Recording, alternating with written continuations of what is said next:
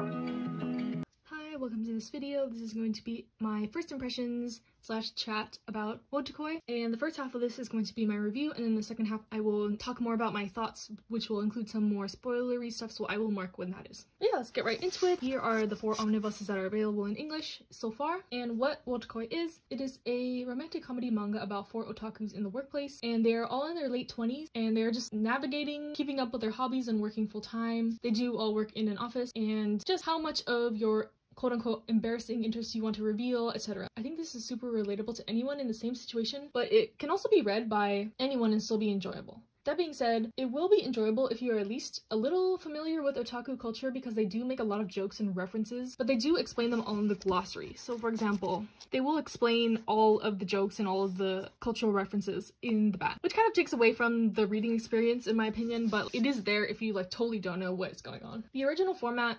for this manga was a web comic posted on Pixiv, which is a Japanese website where artists share their work. And I think that is the main complaint I've seen about this manga, the structure. As you can see, each page is essentially its own chapter. Especially in the beginning, it is really sporadic and sometimes hard to keep up if you are not familiar with the story. I've seen the anime before reading this, so I was familiar with the story, which I think really helped. The anime was able to give it more linear timeline, because in the manga, the chapters are kind of all over the place, especially at first. Like, there's different perspectives, flashbacks, memories, stories in the present being split up in between chapters. So personally, I would recommend at least watching a couple episodes of the anime to kind of situate yourself on the story. It is available on Amazon Prime. But moving on to the story itself, I really enjoyed this manga.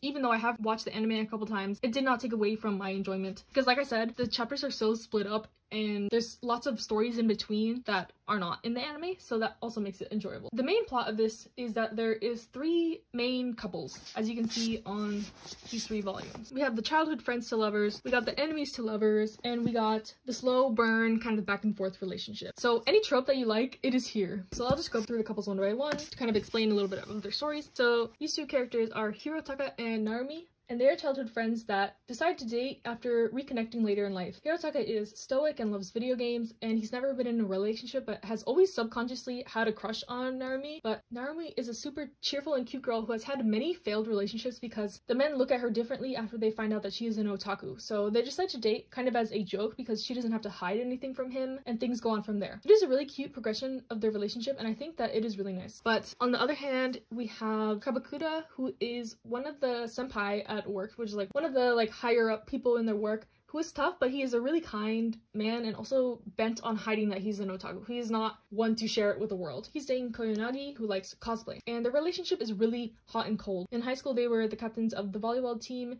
and were constantly arguing, and that follows them into adulthood. They're constantly arguing in public, but like more lovey-dovey at home. So even though their relationship could be seen as toxic, they do have good communication and are able to resolve their issues. So they're also a pretty nice couple. And then lastly, we have Naoya, who is Hirotaka's younger brother, who is not an otaku. He knows nothing about video games and anime, etc.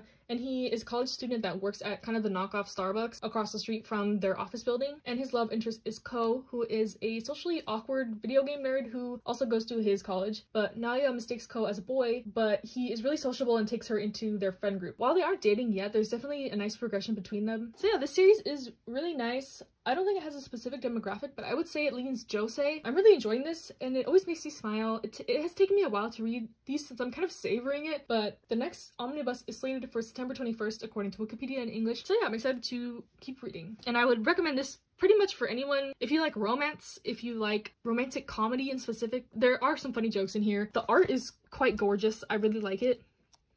The only negative to this, like I said, for some people is the format of the one-page comic type of deal, but I don't know if it's just because I've read so much of it, you get really used to the storytelling. If you're like confused at first, I would say keep going. If you like the concept or the idea, or like if you're laughing at some parts, definitely keep going, because it does get better with the like pacing and the organization of the story. Okay, so now I'm gonna go into some spoilery stuff. So if you haven't read this, click away, and if you have read this, discuss with me in the comments of your thoughts. I want to hear. I just finished volume 8. I had read 7 before, but I just finished volume 8, and to be honest, Kabakuta and Koyanagi are my least favorite couple of the 3, but their engagement, oh, I'm so happy for them. But I hope it wasn't a device to try to fix their issues. Like, you know how some people have kids to try to fix a marriage, etc. I hope it's not like that, and I hope they are happy in the relationship eventually. Like, I would hate to see them get married and then divorce later, but I don't think that will happen. But like, I am happy for them, and I'm glad that they're kind of working through some of their issues. But the proposal was really cute, and I'm pretty sure that they do get married in volume 9 because I've seen the cover and it is them in their wedding getup, so I'm really excited to read that. I hope that is the cover they choose for the English version. And then now in Ko, they're both like starting to realize their feelings, but Ko, what the heck? She has